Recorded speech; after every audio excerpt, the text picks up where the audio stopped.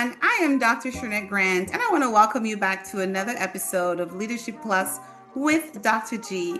This is the podcast where we keep it real about what it takes to lead, grow, and inspire others to be their absolute best. And I'm so delighted that I get to be your host. Of course, I would be remiss if I did not remind you to go back and check out all of the other previous episodes. And of course, be sure to be sure to subscribe, and most importantly, share with somebody who you know could benefit from these insights. Okay, so that's my ask of you. Today we have a very special guest with me, and you are seeing her on the screen. It is Erin Moran, and she is with the Dr. Nancy Grasmick Leadership Foundation. And Erin, I'm going to allow Erin to introduce herself, but Erin, welcome.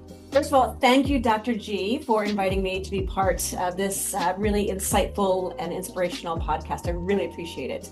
Oh, my pleasure. Yeah. So I am the executive director of the Dr. Nancy Grasmick Leadership Institute, which is anchored at Towson University. And we opened our doors in September of 2021. So we are still kind of a fledgling organization, 3.5 years under our belt. Mm-hmm. Awesome. I would be remiss. You mentioned Towson University, right? I think we were having a previous conversation. Your son's going to Towson, isn't he? Yes, he is. Tell me about that. Let me get personal before we get into the other stuff, right? Tell me about that. Well, we just had freshman orientation on Tuesday, and it was such a surreal experience because I was there as a super proud mom. And I was also at the university where I work. So it was crazy. So I'm really proud of my son. TU is a fantastic university. And I'm excited for him to begin his college journey. That's so awesome. You got a chance though to step away from work mode and get into mommy mode. Sure did. I can only imagine. Erin, you're braver than me, right? Because he's coming to the same university that you work at. I worked K-12 and I always had a vow. I don't want either of my girls where I work because I don't know how to separate mommy sometimes from work. Yeah, understood.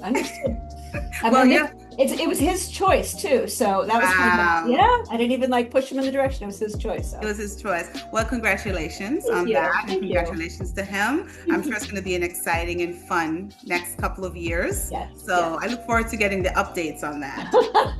Yes. Me All right, too. Erin. So tell me, you told us, a little bit about, your title, the foundation you work, for, the university you work with. Talk to me a little bit about your leadership philosophy. Sure. So kind of once a team member has established the competency that they are competent and capable and effective with their kind of core job responsibilities, then I try to encourage kind of ethical and calculated risk taking. Because I find that that's a great way to come up with innovative ideas and to allow the individual to kind of push themselves and get into a growth mindset. So I use the analogy of the water line in a boat. And if you just picture a canoe on the water, you can drill as many holes as you want to above the water line, right? But if you drill a hole below the water line, you're going to sink the boat. So I try to establish where that water line is for my direct reports to kind of safely experiment and risk take above the water line, right? So I'd say that's probably my approach to leadership. Okay. Now, you notice I jumped right on in and asked you about your philosophy, right? The reason I did that first is because a lot of times most of the times, we are shaped by our experiences, our journey. You did not wake up one day and just arrive at this particular philosophy. I'm sure there was some trial and error, some fires and some boats sinking, as you mentioned, right? So I want you to share with our audience a little bit about Erin's journey professionally. Talk to us about and what kind of led you into this particular space and time where you can share said philosophy. Yeah, sure. So I am a proud Baltimore native, but I hadn't lived here for almost 30 years before accepting the position as the executive director. And probably the two most formative professional experiences for me One was I worked for an organization called Great Place to Work, and they partner with Fortune magazine here in the United States to publish the 100 best companies to work for list. Okay. And I was with them for about a decade. And so my job responsibility, I started out as a consultant, and by the time I left, I was running the US business division.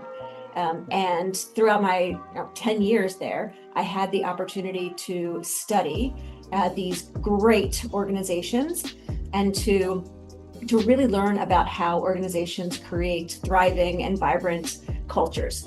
And so I learned a tremendous amount through that experience. And then I joined a company called Union Square Hospitality Group.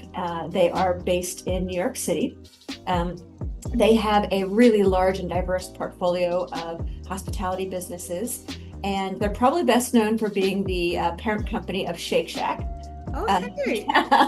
Okay. Yep. Did you get free shakes? I got a discount. I got a 20% discount. Okay, that works too. That works too. Yep. And I served as their chief culture officer, responsible for elevating and enhancing the employee experience. And kind of the through line for both of those, those organizations was that great cultures don't exist without great leaders. And great leaders aren't born, they are developed, they're nurtured, they're mentored, they're trained, right? So leadership development has been kind of through line throughout my entire career, which then led me not only to return home after nearly 30 years, but also to this opportunity. That's awesome. That's awesome. And I'm sure along the way, there were perhaps some very pivotal experiences or moments in time that really helped you to hone what is your philosophy around leadership too. And you've had such a diverse set of experiences that are truly based on culture and leadership, right? So tell me, can you talk about any particular moment along your career or any one particular experience that was more pivotal than the others that led you to this point? Sure. So as you were describing kind of like the leadership journey, you mentioned like stumbling and kind of, tripping along the way. I've had full on face plants. No way. No. Like it's impossible. Full on face plants, sink in the boat, like that kind of experience. Those have been they're certainly very painful, but they've also been the really great investments in my growth and development. And one in particular, and I won't go into the specific details for confidentiality of the organization, but I was newly promoted into a position. And I was probably I was much more green than they were expecting me to be, but I was ambitious and I was eager to show my commitment to the organization. So I applied for the promotion. They gave it to me, and then within the first year, I made a colossal mistake that cost the organization an obscene amount of money. And so I was choking back my tears as I walked into my supervisor's office and had tendered my resignation. And I said, "I'm so sorry. You took a chance on me, and I let you down. I failed. I screwed up." And that supervisor tore up my letter of resignation and said, "You're not going anywhere." And I said, "What?" My supervisor said, "We just invested X number of dollars in your growth and development because not only am I sure that you will never make that same mistake again, but I'm also sure that you will lead your team in a way that no one will make that mistake again. So you're sticking around because we made an investment in your growth and development." I was like, what? Crazy. Yeah. So that was a pivotal moment for me where I learned that even full-on face plants can be, great learning experiences. I love it. And I'm sure when you think about that, and as you are working in your capacity now, or even previously, I'm sure that example comes to mind every single time. I love the fact that somebody saw, one, your potential, and two, understood the growth opportunities that come from full-on face plant. I'm going to use that one. I'm stealing that all day long, right? Because a Yeah. lot of times what we do is we dismiss those and we dismiss them as errors and mistakes. And we really lose a lot of great people when we don't allow them the opportunity, one, to fail and still get back up, right? Right. And there's a difference between making a mistake and then assuming that you are a failure because Correct. you Oh, I made a love that. Say that mistake. one more time. Say that one more time. There's a difference between saying I made a mistake versus when you make a mistake, assuming the role of I am a failure. I love that. Mhm. That is powerful, Erin. That is super powerful. I think a lot of people get stuck in the I'm a mistake Yeah. Yeah. and they Right. cannot bring themselves out of it. Right. Now, I'm sure those experiences, especially, I want to talk about ethical leadership for a minute, right? Mhm. Because what did you do? You walked in, you gave in your resignation, your tenders. You're like, you know what? My heart, my head says I don't belong here. I need to go ahead and turn this in because I'm sure I don't deserve this Right. job. Right. That I'm sure has been key to even how you consider ethics in the workplace, ethics as it relates to your leadership.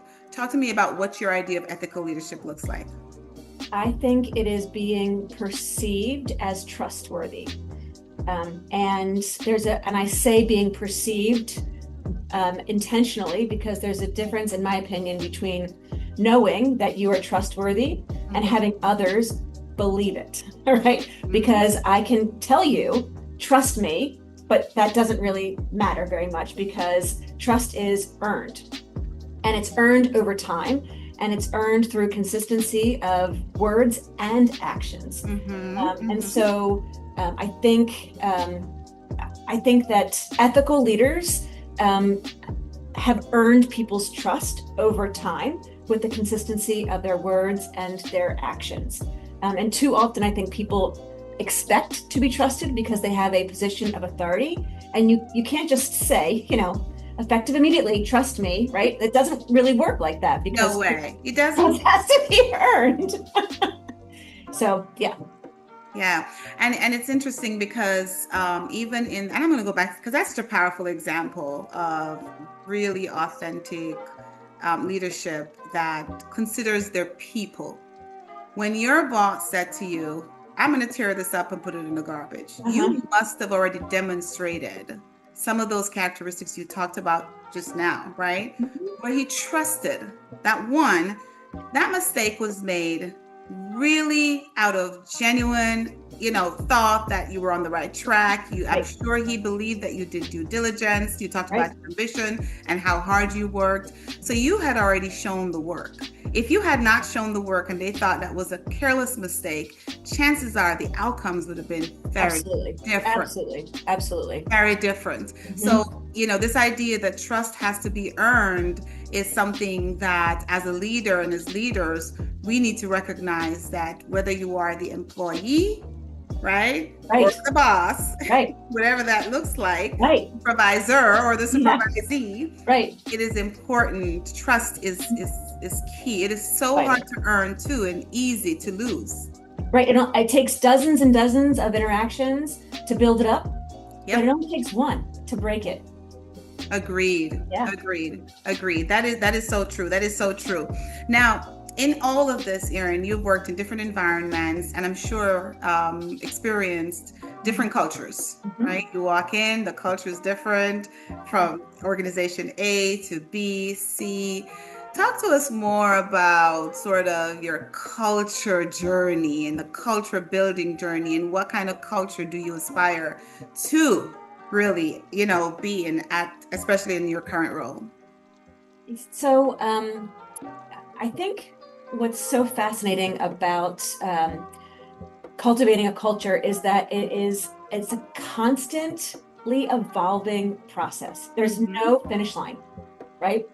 Because the environment changes, the people change, the organization is constantly evolving, and so it requires intentionality because every organization has a culture, right? The question is the culture helping you to serve your mission, your purpose? Is it aligned with your values? And that requires intentionality, and it requires constant thought and work to ensure that the culture is going in the right direction, evolving in the direction that is aligned with your values and your mission. And I firmly believe that a culture is only as strong as the worst behavior that you are willing to permit in the workplace. Because otherwise you say that we stand for something else, but you're making a decision to show people that, well, not really. It doesn't matter. It doesn't matter as much. And what does that do for the others around you? When you don't live up to it, then they don't believe, they don't trust leaders. They don't believe that the values matter. Mm-hmm. And I think one of the most interesting things is when you have a really top performer who is producing results and they aren't living the values of the organization. Mm-hmm. And people see that and they say, oh, well, you're keeping this individual on the team because the results matter more than the values. Mm-hmm. Right? But when an organization has the courage to exit that individual, if they choose not to kind of get on board and truly live the values, that sends a really powerful message to the rest of the team that says, no, our values do matter to us. Mm-hmm. Mm-hmm. And I don't think it's a sacrifice, right? Because you want high performers. Right. The goal is not to have individuals on your team that are not performing. Correct. So like you said, that's an expectation. It's an expectation that's outlined up front. It's an expectation that's monitored. You know, we have a saying in education, I'm sure everywhere else, you inspect what you expect, right? I like that one. Yeah, you inspect what you expect. So if you are expecting your employees to really abide by the values, still produce outcomes, then it's one of those things where the metrics have to really align, come together to serve the good of the organization. Yep. That's awesome. And what we do matters, but how we achieve it also really matters. Mm-hmm. Talk a little bit more about that. Meaning that if the top producer, as an example, if they are cutthroat and kind of tearing down their teammates in order to achieve the results, then the metric got achieved, but the process eroded the culture, right? So that's what I mean by the how they got those results. And sometimes you lose others along the way because you certainly don't want to be in an environment where they feel like they have to deal with individuals like that. Right. Team morale. Exactly. The people you serve, it comes out, it shows itself. Absolutely. So Erin, here you are, Executive Director, Nancy Grasmick Leadership Foundation, which at the core of all of the work that this organization does is developing leaders and helping leaders really get to that pivotal point where they too can lead, exhibiting some of what we just talked about, right? Yeah. Tell me some of the work that you do specifically around leaders here, and is it just in the Baltimore community, or talk to us about the scope of work that you lead? Sure. So I'll answer the last question first and then kind of back into the other ones. Okay. So most of our programming is offered at the university. So it's primarily the DMV region that is accessing our programming currently. We do have aspirations and goals to expand, but our programming is done in stand-up, kind of in-person programming. The types of programs that we offer are that we offer public workshops. And what I mean by public is that an individual can sign up. It's a registration online, and they attend a program with leaders from different industries and all different functions, and that allows us to kind of curate a really robust conversation in the workshops. And then we also offer programming for an individual organization. So I'll give the example of St. Joseph's Medical Center. Recently, we partnered with them to deliver leadership development to their executives, mid-level managers, and frontline supervisors. The content, I would say each program has their own set of modules, but a through line in all of our programming is the need to hone skills and emotional intelligence.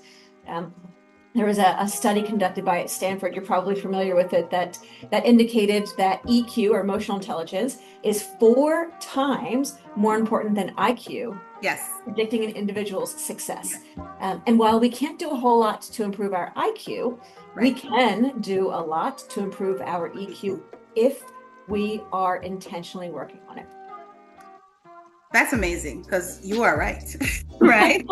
The studies have shown that. And I would assume that, and perhaps that's not the only thing that sets you apart because there are other leadership development programs around. What sets you apart? You know, you mentioned one thing in Yeah. terms of the fact that EQ is weaved all the way through all of your programming, but what sets you apart from the others?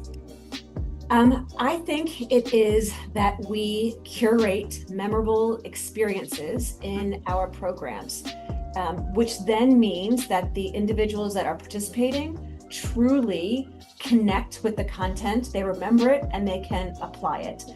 So it's not kind of a lecture, right? It's application based, and the way that we deliver the content is designed for adult learners, Mm-hmm. and it's designed for particular themes to land in a really powerful way, so that the individuals, that, like, you ask them, a few years after what they learned in the program, and they will remember it because of the design of the experience. Mm-hmm. So we work really hard with our facilitators, not just on the expertise of the content, but on their facilitation skills so that they're able to curate that type of experience.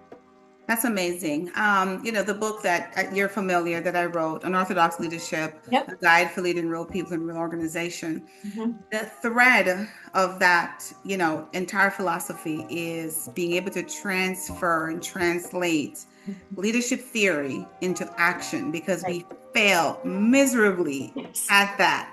Everybody can quote the books, they can talk about the theories, but how do you actually take that back to your organization, back to your team, Mm-hmm. and actually make that come to life? Mm-hmm. It is difficult for some people. Definitely is. It definitely is. And too often leadership development programs are transactional versus kind of transformative. Mm-hmm. Yep. Yep, 100%. I love that. I love that. I love that. So, how do leaders gain access to your services? On our website. So it's towson.edu/Grasmick Leadership.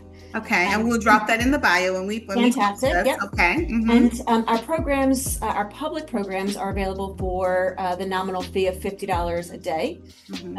And we also offer programming that is available at no cost because we benefit from generous foundational donors who have underwritten a lot of our programming to ensure that it is financially accessible regardless of economic needs. And any leader can access, nonprofit, entrepreneurs, business, for-profit. Any leader can access the programs. Any leader can access the programs. And then if an organization says, actually, we want this program in-house, we're able to do that as well for a reasonable investment because we're part of a public university, so we can't make a profit.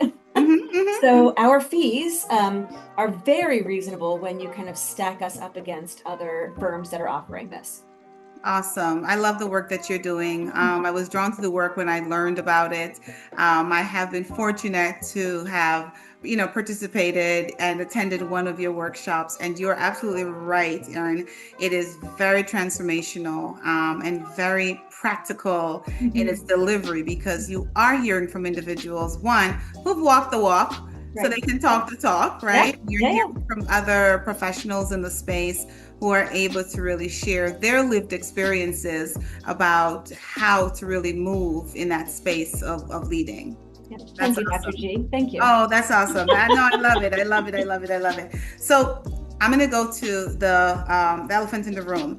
Okay. You're a woman. Yes, I am. Hear me roar. No kidding, right? You're a woman. Tell me a little bit about your journey navigating as a woman in leadership. I would say that as I continued to ascend in my career, there were fewer and fewer women in the rooms where I was.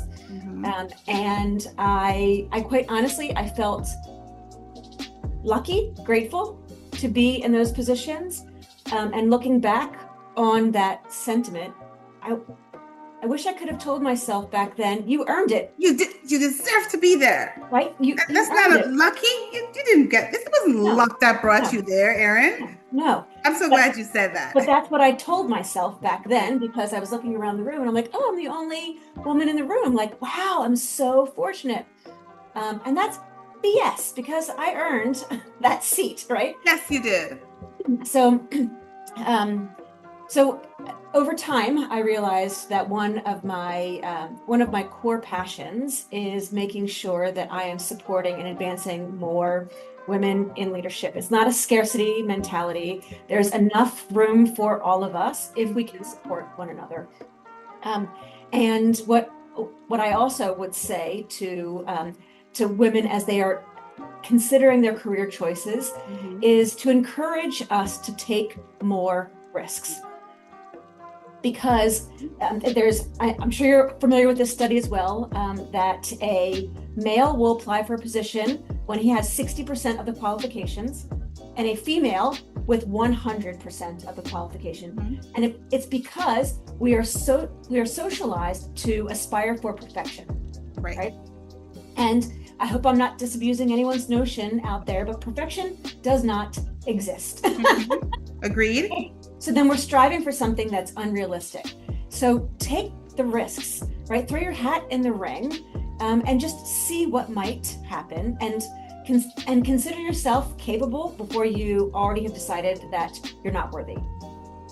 Oh my God, I love that, because especially as nurturers, right, is who we are. Right. We have been socialized, like you said, to take less, Right. do more with less. Right. Make it happen regardless, and not just in the professional space, but in our home lives, in our personal spaces. And we really drag that with us into the boardroom. Absolutely. We do. So this idea that women need to really step into their space of leadership and understand that, like you said, in hindsight, you're thinking, I wasn't lucky.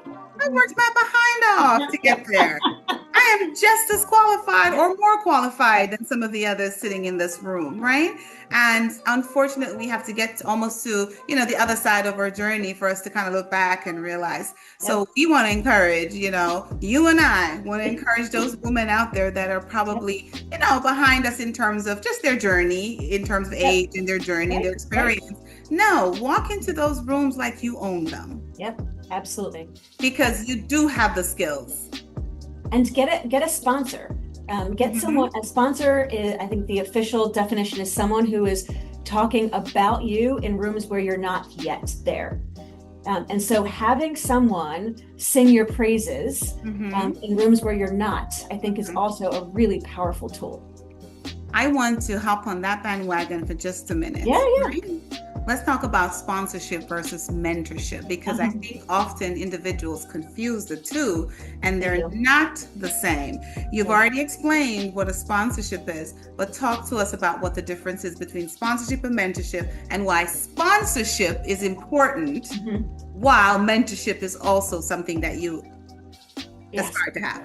So a mentor is going to offer insight and advice and have a conversation with you individually based on what your questions are and what your aspirations are. A sponsor is in rooms where you are not yet, and they are advocating for you and describing the impact that your work is having on the organization. So they are spreading your reputation positively throughout the organization. So that's the difference between a mentor and a sponsor, and both are really, really important in terms of our career path and growth. Agreed. And it's not just within the organization. I'm sure, it's everywhere. Like you said, your career pathing and growth. And by the way, I hate to say that our male counterparts have mastered that. They've mastered sponsorship. It's saying they have mastered sponsorships. And some of us as ladies need to learn how to better sponsor more of us, right? Absolutely. I'm speaking about us like we're objects now. You know what I mean, right? I do, yeah. It's absolutely critical. I'm so glad you brought that up, because a lot of times individuals who don't have access to the networks, and they don't Right, have access to, the decision makers and the people who can say, yes, oh no, Erin is a kick ass. right, Erin can get the job done. right. We need sponsors. We need individuals who will stand up for us and say, yes, Erin is the person. She's not in the room. She don't even know I'm talking about her right now. But I've seen her work. I've Yep. watched her do her thing, and she is absolutely amazing. That's awesome. I'm so glad we got a chance to talk about that. Thanks for Yeah. bringing that up. See, you walked right into that. That's a whole nother conversation, Erin. That's a whole nother conversation. So here you are, years later, you're sitting in this position, and at the risk of having the foundation thinks, oh my gosh, Erin wants to do something different and leave.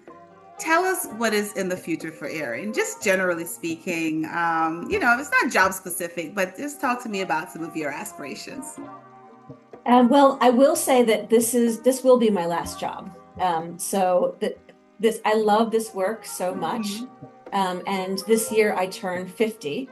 So yeah, You're so half a young. century, half a century. You're so young.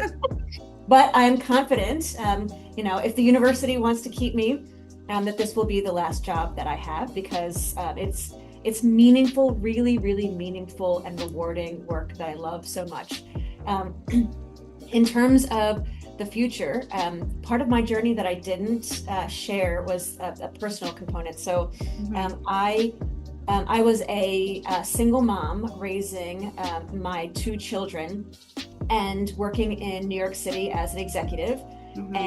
And after 7 years of being there with Union Square Hospitality Group, I realized that the relationship that I had with my children wasn't the quality that I wanted it to be. It was very transactional. And so I made the decision to quit my job and spend a year dedicated to kind of rebuilding my relationship with my children. Wow. And we were supposed to move to Spain. We had rented out our house. I had rented out the house. The kids didn't do anything with that. Rented out the house so that we could afford to live in Spain. And I wasn't going to work because I couldn't, as not having an EU passport, and the kids were going to go to school there. And then COVID hit, because this was Wow. 2020. So the kids and I still took a year, but we just kind of traveled up and down the East Coast seeking low COVID numbers. We packed up all of our stuff in a U-Haul because the house was still rented, so we had to leave. Goodness. So we spent an entire year together. It was a lot of together time. How old were the kids then? The kids were 13 and 11. And you survived that. I did barely. When I originally quit my job, I thought I'd be like sipping sangria in Spain while the kids went to school. I didn't realize I'd be homeschooling all the time. You survived COVID and that. Uh-huh. But when it comes to the future, that I bring up that story because, having my son start university and it being here, and then I'm now married and I have a stepson as well. So we've got two rising juniors. Mhm. So it'll be college for the two of them as well. So very much focused on investing in our family, because even though they're taking the next step in their lives and they don't need us the same way, we're still needed in a different way. And so focusing on our family is what the future holds. They always say that the formative, that middle school, high school, those are the important years. But this is really the transition between them and real life. Yep. And when you set them up well to be successful after college, at least after a first degree, then I think you've done your job. I think you've done your job. I tell my daughters, I'm gonna get you all through 1 degree. That's it. And then once we get through that, the world is your oyster. Yep. You can figure it out. Well, that is really amazing, and it is such a blessing to be able to be there for them. Work Yeah. through all of their trauma as far as what they have to go to, because everything these young people face these days are traumatic, Yeah, Erin. it's They need so much well, attention. they definitely do. Yep. They Teenage years do. are not fun as No, they're parents of not our at all. teenagers. They're not at all. Listen, I worked middle schools, I worked high school, so I had enough of that in addition to coming home to it every day. So Yep. I Yep. absolutely get it. Well, that is amazing. That's amazing. And you have done so much. You've been nationally recognized for, a lot of your work. I didn't ask you about that. Tell us about that. The national recognition. Mm-hmm. Well, probably the most well known is the National Restaurant Association kind of Power 10 Mm-hmm. list. But most recently here in Maryland, I was recognized by the Daily Record as one of the top 100 women in Maryland.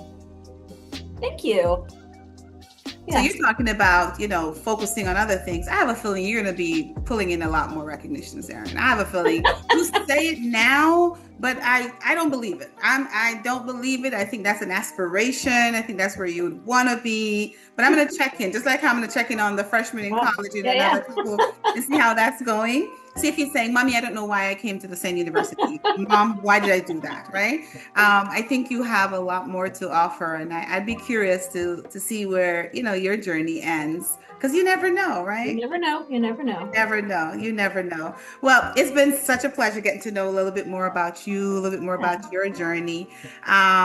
Before I have a couple of questions for you, real quick. A few, I call them the rapid fire questions, right? Okay. All I'm right. going to deliver those. But is there anything else you want to share with the audience, Erin, that you think is important as part of your core values? What your work is, and something that will uplift those who are listening right now. Dr. G, you did such a great job with the questions that I think whatever I would have shared, it's already been shared. Well, that's the intention. That's the intent, really, for us to just share with individuals who are Yeah. listening. You've had a very eclectic journey. I didn't bother to go ask you any more questions about, because you mentioned Restaurant Association a while ago. What is that? The National Restaurant Association? the National Restaurant Association. Uh-huh. Yeah, so obviously it's nationwide, and it's for all different types of sizes and types of restaurants. And they have an annual conference, and they publish a publication. Mm-hmm. And they're always kind of looking for organizations and leaders to highlight that are doing something different or innovative that the industry can learn from. That sounds like Erin Moran to me. Sounds like Erin. Even the Restaurant Association recognizes it, right? I love it. I love it. I love it. So tell me, Erin, tell me one leadership myth you'd like to bust. That servant leadership is the best leadership style. And it has its time and its place, but Mm-hmm. if used in the wrong time and place, it can deplete a leader, and it can also disempower the people that the leader is leading.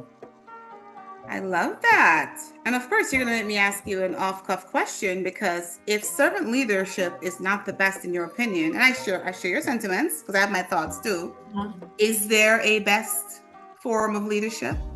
I think it's the adaptive one where you recognize. You pass all the tests, Erin. All of them. You pass all the tests. Thank you. Thank you. Yep.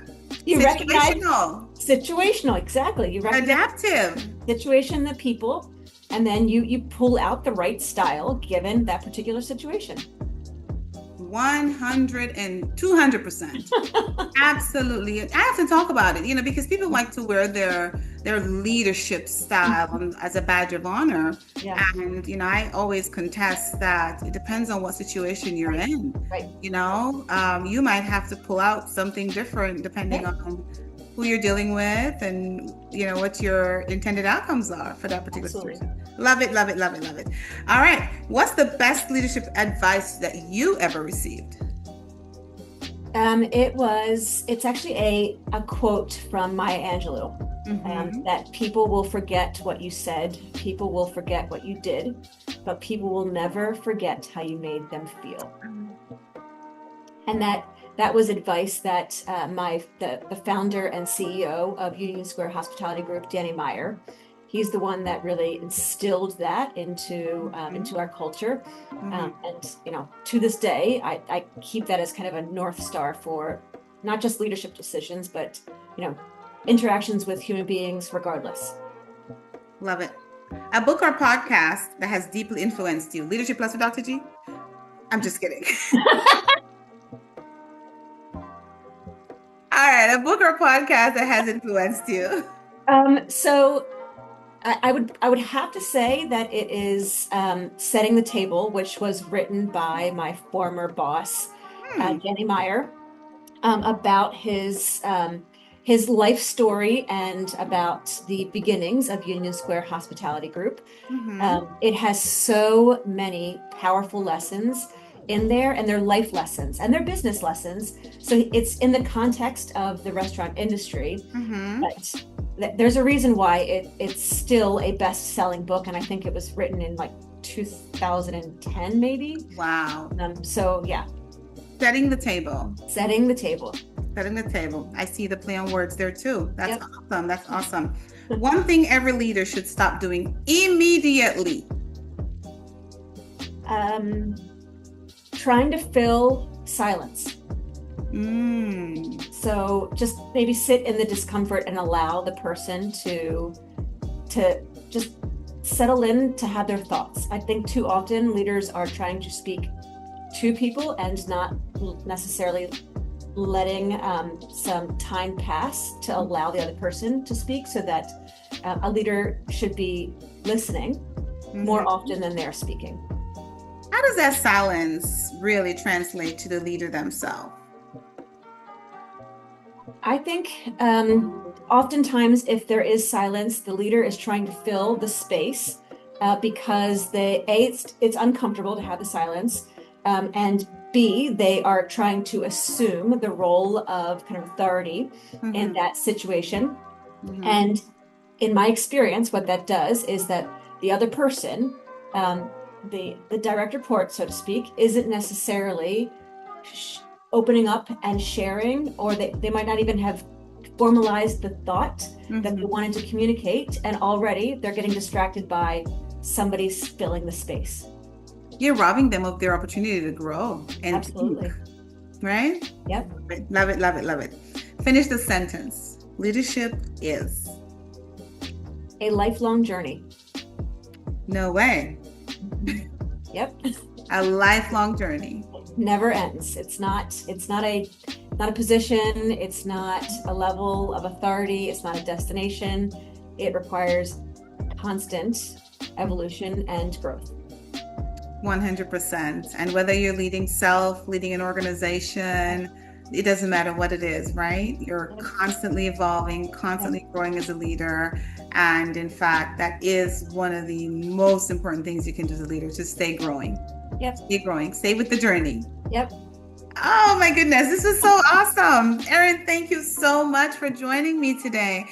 You dropped so many powerful nuggets for our audience, and I'm sure that they're going to take away lots, to fuel themselves, fuel their own growth, recognizing that it's okay, one, to make all these transitions in life, because they all kind of lead you to your North Star anyway. Yep. Right? And I feel like you think you're at your North Star right now, because you think that this is it for you. Well, I am very curious to see where Erin is going to be in another couple of years after she gets bored of babysitting college students. Because, it can get there. So, Erin, thank you so much. This was Thank you, Dr. G. Oh, my pleasure. I respect your work so very much. Thank you. My pleasure. I look forward to, really continuing to connect with the Nancy Grasmick Foundation and the work you do, and personally in terms of your leadership and what you're doing and what you're aspiring to do. I look forward to the stories. That's all I can say. That's all I can say. Well, ladies and gentlemen, it's been an absolute pleasure. I'm sure we're going to give it up for Erin. I will definitely be dropping her information when we post this podcast, so you'll be able to connect with her, connect with the foundation. And I certainly hope, and we certainly hope, that this was beneficial for you, that you learned something, that you're inspired, And of course, go check out all of those free or almost free resources, right? free Yep. or almost free resources that are available to you through the Nancy Grasmick Foundation. And of course, it does not matter what industry, you did say that you're in, as long as you're a leader, aspiring leader, they're there for you, because that is the mission of this organization. So again, don't forget to like, subscribe, but most importantly, share. If you don't subscribe, share. Somebody you know can benefit from this conversation, and we want to make sure that we pass on the goodness. All right. So until next time, see you on Leadership Plus with Dr. G, and have a great rest of your day, evening, night, or wherever you are.